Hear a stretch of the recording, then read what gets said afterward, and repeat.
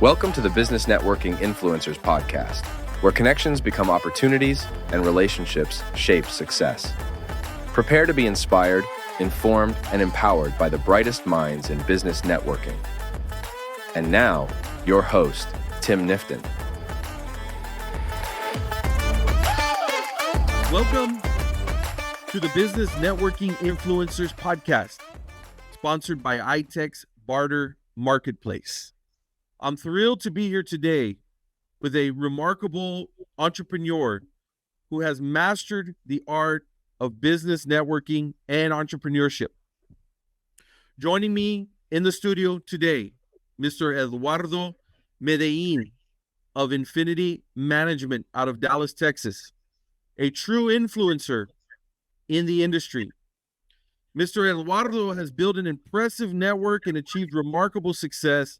And today we're excited to dive into his insights and his experiences. Before we begin, I want to extend a warm thank you to our podcast sponsor, iTech's Barter Marketplace, and the iTech's Barter representative, Mr. Tim Nifton, who is normally the show host, but I am filling in for him today, and my name is Marco Salinas. But we thank iTech's Barter Marketplace for their support of this episode. And if you're looking to expand your business through innovative barter solutions, visit itex.com to learn more. Now, without further ado, let's jump into today's episode of the Business Networking Influencers Podcast. Mr. Eduardo Medellin, welcome to the show, my friend. Thank you, Marco. Good to be here with you.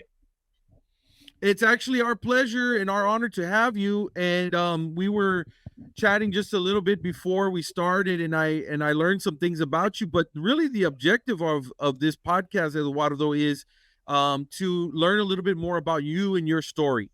We especially like to feature entrepreneurs that have been around for some time, that have some experience and some knowledge, and also some wisdom as well, because when you've been in this world for 25 years, as you have, probably 25 years plus, your experiences are really unique and one of a kind. And I think that there's a lot of businesses that are business owners and entrepreneurs that can benefit from hearing and learning about your experiences. So with that being said, I want to kind of take a little step back into time. Okay. You were telling me that you're living in Dallas, Texas right now, but you went to college here in San Antonio, where I live. But can you tell me a little bit about how your career got started? Sure. So went to study in San Antonio. I got a double degree, accounting, and information systems. So I'm a little bit more entrepreneurial than your typical CPA, your typical tax preparer. So what I wanted to do, what I love to do is business. So throughout the years, I've learned, and now I have become a business coach, financial analyst, financial advisor. So my career started with 5 years in college, graduated with a double degree. And the reason for the double degree real quick is because I love systems and I embrace technology, and that's the way of the future. And I do understand processes. So a lot of the programming, so I did the programming back in my day when the screen was black and green. So just to date me a little bit, but that kind of creates a little bit of the empowerment of creating your own reports and those kind of things. So I went to 3 companies. I was moved to Mexico right after that. I spent 3 years in Mexico. Then I came back and I worked for another 2 companies. And then in 2001, right before September 11, I decided to open my company, which was not by any means the best decision, especially given the timing. But, I grew it from zero. And now we're here, 3 years after, and we have eight employees. Most of them are advisors. We even have some programmers doing our own database mining and those kind of things. And but I've enjoyed my career through knowing businesses and allowing me to help them with their strategies. So my niche is small businesses. I do not do well in corporate America. I do not intend to sell in corporate America. I speak my mind. I do understand that people pay for services, and I try to give those services by being honest and transparent and offer my opinion. So right now, we offer more than just your typical account. We offer the accounting and tax strategy is a given nowadays. And the accounting has changed so much because of the automation, the systems being able to do a whole lot more. So now we're moving into more of the data intelligence to give you more insight into your business. And we actually have gotten it down to where I can, if you tell me what makes your business tick, I can tell you if you had a bad week last week or if you had a good week. So now we're building these systems where can give us information on the spot. Why? So the pressures of the market and the way the economy is right now, and just how business have evolved. Nowadays, you have to be quicker on your feet to manage your business. So we have transitioned to being advisors more than accountants, and that was a challenge. To be honest with you, sometimes my accountant part doesn't let me do a lot of the entrepreneur things that the other side of the brain wants me to. Right. But it has been a good experience. I had throughout the years many different clients. I have gotten some clients from iTex. It has been a good platform for me, not only because it gives me the referrals and it exposes me to different target market, but also you get some perks. I mean, you are able to use that money, which is not the case in other bartering systems. You get stuck and then there's nothing you can do, but I've been able to use it a lot for traveling. So, which is nice. So Sure. it's money that you don't have to put out when it's time to do a little vacation. That's right. So I do support iTex quite a bit. I've been a member since 2006, I believe. Wow. So it's been a little while, and I have had clients throughout the years with them. And really, they're just small businesses looking to make it happen, looking for a support team to get all that administration and that accounting going. Sure, sure. Now, can you give us just a real brief idea, Eduardo, of something that somebody could take advantage of through the iTex marketplace that through your services? My services, you'll get, just what I explained. The accounting is a given, the tax strategy is a given. You will get a lot more support from our services. So if you're looking to grow your business and you are really thriving in it, we can help you a lot because we give you a lot of opinions, a lot of ideas, and more than anything, we give you a picture of your business very often. And Sure. And we also do the typical service where we provide financial statements to you. We found that financial statements are a little bit intimidating to some people. So that's why we have created other reports that are easier to understand. Sure. But if you hire us, the first thing that you're gonna find is that there are no ups and downs. We always work on a fee retainer. Never goes up, never goes down. Sometimes I'm gonna work more, sometimes I'm gonna work less. But the point is that we're gonna be there to support you throughout, and we're gonna be calling you on things that may need to change, and we're gonna be very honest. And you may be spending too much, and we're going to say, stop the spending and those kind of things. So, Sure. By having us, you really get a member of your management team. Very good stuff. So, Eduardo, what are some of the most common problems that your small business clients are dealing with and facing that you're able to assist them with? The number one and the one that people don't think that much is cash flow. Everything influences cash flow. either your receivables are high, you're giving too many terms, you're not paying, you're not asking for the terms on the payables. So cash flow is that you may have equipment that you decided to buy that now you can give back to the bank and get funds. So like they all saying, cash is king.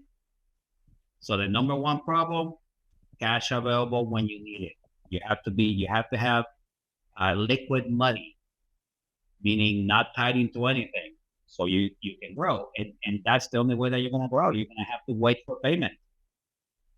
So the number one issue is cash flow, and it's the hardest for the business owner to articulate, because they tend to say this and that and the other. And cash flow even says cost containment, right? Cost reduction. So that's the main issue that we see. And second to that is I'm behind on taxes. So we need to get you out of trouble with the IRS, and then we can move forward. Sure. Now, how specifically do you help them to solve the problem, let's say, for example, of cash flow? Is this you implementing your systems and your processes to guide them? How does that work? Can you break that down a little bit? And it depends. I mean, if depending on the size of the company, you may be using some systems like QuickBooks. So we take the information from QuickBooks, we put it into our system, and then the system tells you, hey, we're finding that you're spending too much on this. You're wasting too much money on this. Your payroll is too high compared to the industry. So those are the kind of things how we work with them. But in reality, the tools are the tools, but we adapt to how the business is operating. So we don't change anything at the client's side. We are the ones that we adapt what we have, the tools, to what they have. And we also mentor a lot of the assistants or the administrative assistants or a lot of the people handling the administration how to do better on their job. Got it. So let's kind of change direction just a little bit. I want to go more into kind of you and your story. Can you tell me about, one of the things that I kind of like to focus on is that we live in this world right now where everything is very, the Instagram, the Facebook, even LinkedIn, right? The majority of people are really like to put their best foot forward, and they like to say, this is what I'm working on, and this is what I've been through. And it's all just been so rosy.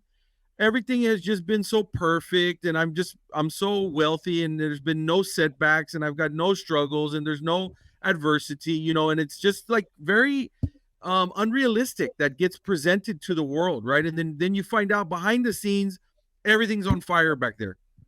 Now, maybe not, all the time, right? But there's obviously a lot of things that entrepreneurs have to overcome. This is a significant part of the entrepreneurial journey, is overcoming the difficulties, because this is not a 9-to-5 job for us, right? There's long hours, there's big sacrifices. We're away from the family. We're having to make payroll. We're having to deal with the IRS.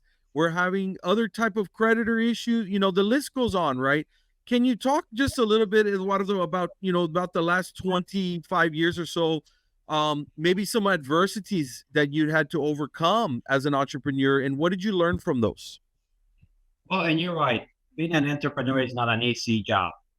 And not everybody's cut out to be an entrepreneur, because you have to put yourself at last. You are the last one on the line.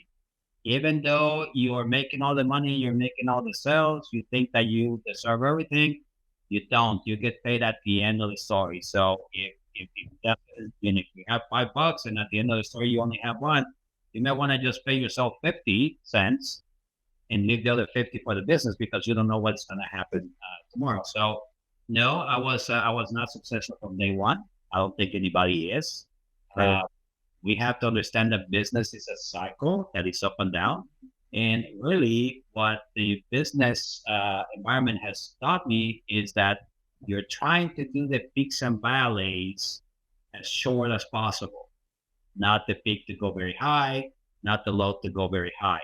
So you want to maintain a neutral kind of status. In order to do that, you have to recognize where you're good at and where you're not. And so, first of all, obviously, I understand, it was my case.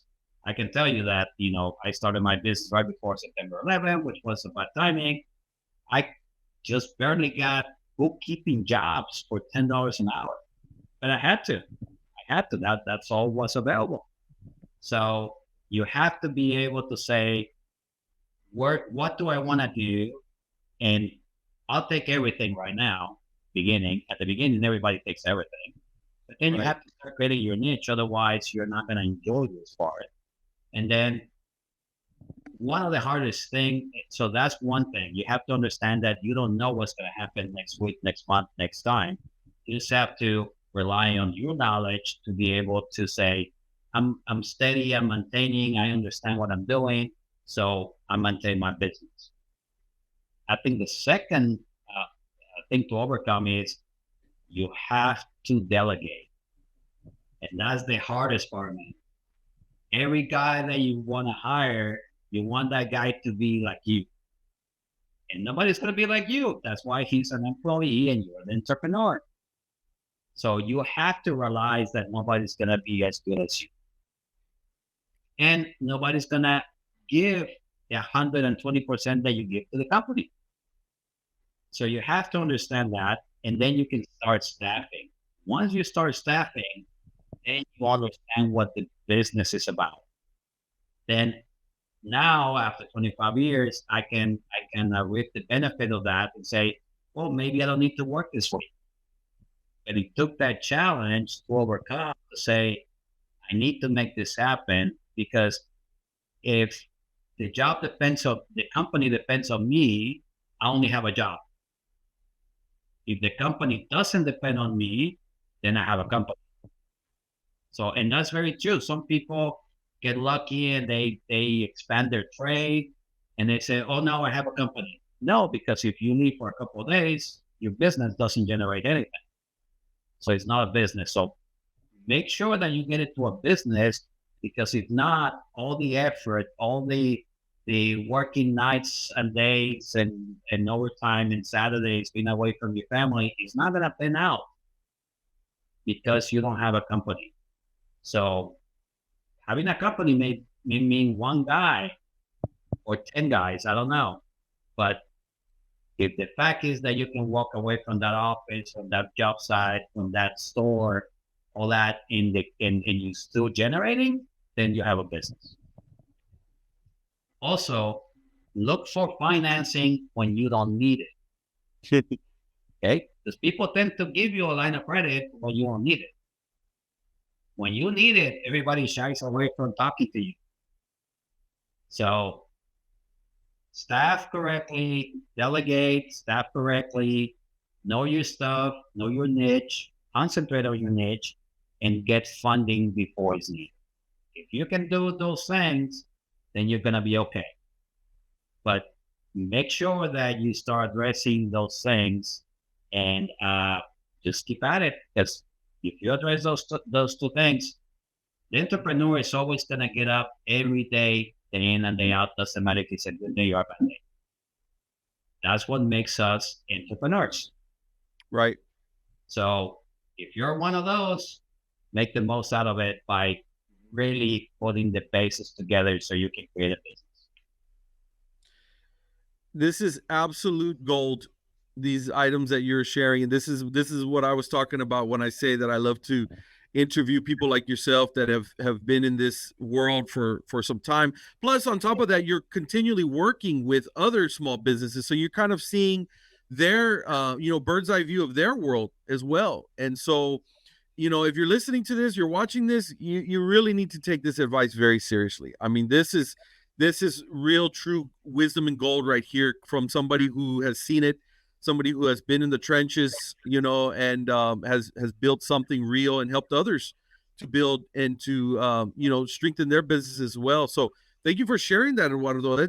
These are extremely important and valuable points that you bring up that don't a lot of times get considered when people are just seeing the kind of dreamy entrepreneurial lifestyle because they want to see the end of the process. They don't want to spend a whole lot of time thinking about what they have to do to get there, which usually is not an easy or a simple task, right? So thank you very much for sharing that.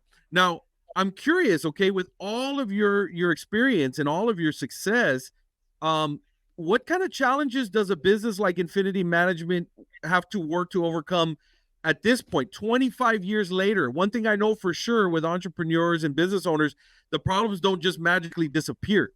There's always something that you're dealing with, no matter where you are in the process. But what does that look like from a seasoned business such as yours? Well, and it's a key what you mentioned. Our business, it used to be seasonal, and it is to a certain extent because of tax season. But really, our service is year round. Because if you come in and you tell me, "Hey, I want you to do my taxes," and I say, "What's the purpose?" I mean, if I'm going to fill a form, I haven't given you the value that I should give you. So it's a year-round service where I help you understand it, and the strategies before it happens, not after that happens. So it's become more of a natural business instead of a cyclical business, because I don't take just clients off the street just because they want to do the taxes. Do you really want to have a advisor behind this?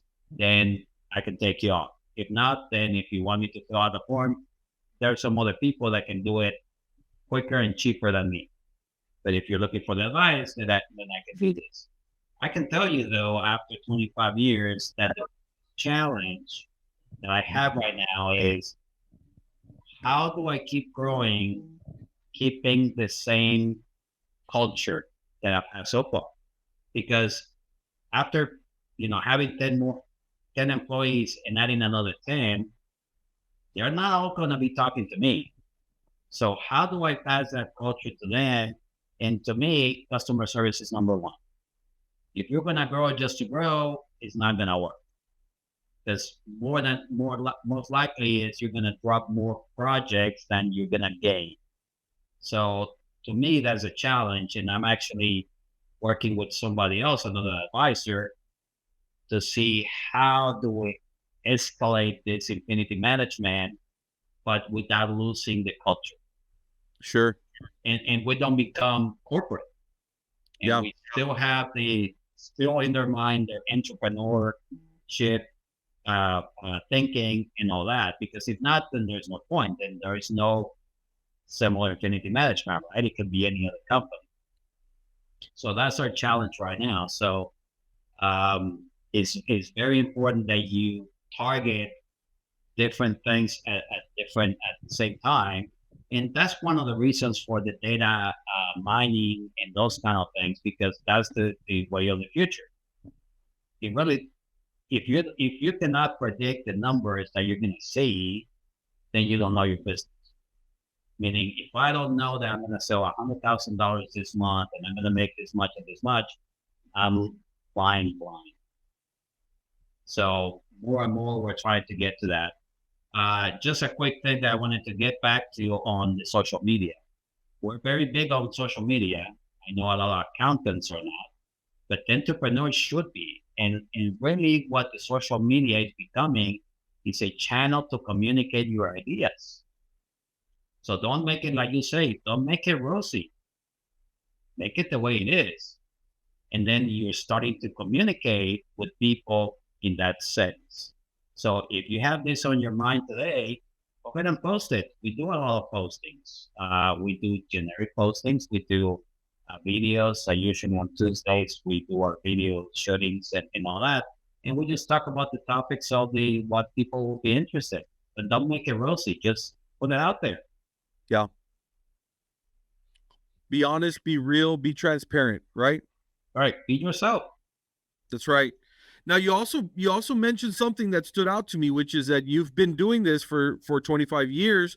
You're an advisor to many businesses. However, you don't consider yourself to be some type of know-it-all in every single solitary category there is within the business. So you yourself have outsourced to other advisors to guide you, to lead you. 25 years into your experience. And that I think is very much worth bringing up because, again, no matter how long we've been running these things, we still need help from other industry partners and industry niches that are, that's all that they do all day long, right? So don't also pretend to think that you have it all figured out. Be humble enough to say that's not my area, and that's exactly what you did. You were able to outsource the things that you needed help with to be able to continue to leverage and grow your business as well. Right, and it's very true. And we do that with a lot of our clients. I said, hey, they asked me a question. I said, ask all the questions you want. And then they said, well, I heard this, that maybe you can do it this way, but why don't we go and ask the question? Why don't we go and bring the expert? The expert is going to cost you $200 maybe an hour, $250 an hour. Those $250 are going to be the best ones spent because it's going to guide you in the right direction. If not, you're going to spend thousands trying to figure it out. So yes, I agree. And I bring a lot of other consultants to the table all the time. I said, look, I think I heard about this, but let me ask the question. And then I'll get back with you because you don't know what you don't know. That's right. That's exactly right. And now, points of view are very important. Even if it's not your field, you should listen to people because it's a different point of view. And no one is the answer. That's right. One is a combination, right? A shape of gray. And small businesses, entrepreneur businesses are some kind of shade of gray. That's right. Was there ever a piece of advice that you received in the journey that really, really, really stood out to you, Eduardo, that you can still think of to this day, whether it was recent or whether it was towards the beginning? What was some of the best advice you ever received in your journey? Man, and I'm glad you asked that question because it still sticks to my mind. One of the first jobs that I told you I went to Mexico, I had this manager that was very, very tough. And I needed to get rid of somebody that worked for me. And he said, you have to let him go. You have to let him go. You have to let him go. And every day I had an excuse. And he said this, every single moment that you are spending with that person that is bad, you're taking it from the good people. So you are rewarding the bad guys and not the good guys. Get rid of the bad guys, spend your time with the good ones. And business is business. So even today, when I think about, making changes in my staff, I kind of say, well, I need to lean towards the good guys. So who are the good guys? And then, because if not, you're wasting their time. You're wasting their time instead of making them better. You're trying to deal with the bad guy. So I still remember that. And I can tell you it was more, even before I started my business. So about 30 years ago, I heard that comment when I was 18 years old. Good stuff. Very, very good stuff. As we get close to winding down this episode, again, I really thank you for everything that you've shared. The information that you've brought to us today is just invaluable. But I want to also talk about not business stuff. What does Eduardo Medellin do when you're not working? What does your downtime look like, your fun time, and who do you typically spend that with? So I do two things. Well, actually three. I used to play racquetball and I play pickleball. It's tough, man. I mean, I thought that was just for oldies, but it's not, and it's very competitive. And now you have these restaurants, Chicken and Pickle, I think it's called, that provide those services, and you can play and all that stuff. So I do that. That's right. Secondly, I have a little, not a ranch, but a parcel, 3 acres. And I spend a lot of time there. My wife loves butterflies, and she raises butterflies. So we do spend a lot of time there where you're mowing the lawn, the big lawn, and we have a pond and all the other stuff. And we just kind of hang out there with my wife and some friends. And the thirdly, which I do often nowadays, is travel. I travel quite a bit. I do travel quite a bit in the United States. I love it. I think we just go to the all in the walls. We just recently came back from Savannah, Georgia. You say, well, why did you go there, Eduardo? Because I just said, hey, let's go there. Forrest Gump was there. So those kind of things. So I like to travel quite a bit, and those are the other two things that I do. That's wonderful. Was there a place that you've traveled to in the last few years that really stands out to you the most? Yes, there are actually two places. One is Dubai. Oh, yeah. It's a great place, man. It's Very completely cool. completely different. I mean, you would say we're in the first world country. No, this is second compared to Dubai. Wow. And then another place is called San Sebastian in Spain. It's in the northern part of Spain, which is beautiful. I usually go there every other year. And what we have a friend there that we use it as a stopover. So it's called San Sebastian. It's a beautiful place. So those two, I highly recommend it. Those are just like total paradise places to get away, huh? Correct. Beautiful. And you're from originally what part of Mexico? Mexico City. I was born in Mexico City, but for people my age that remember, we moved to Acapulco, which Acapulco used to be the Cancun of the day. So Sure. remember the disco balls? Yes. Oh, yeah. So I was there at that time in the 80s, Ah, 70s, 80s. So that was my type of place. So yes. so that's where I grew up. Wow. That is some cool stuff. Again, Eduardo, thank you so much for your time today. You have a fascinating story, really cool business that you're running here, being able to have the opportunity and the blessing to, help other business owners to get their, their finances in order and get things structured and organized and get that cash flow there, as well to get the IRS off your back. And that's you probably sleep well at night knowing that you help the businesses with these problems. Is that right? Yes, that's very true. So thank you so much again for sharing everything with us. And I'm honored to be able to have the opportunity to spend some time with you and to interview you here today on the BNI podcast. So thank you so much for joining us. Thank you for inviting me. Anytime. Absolutely.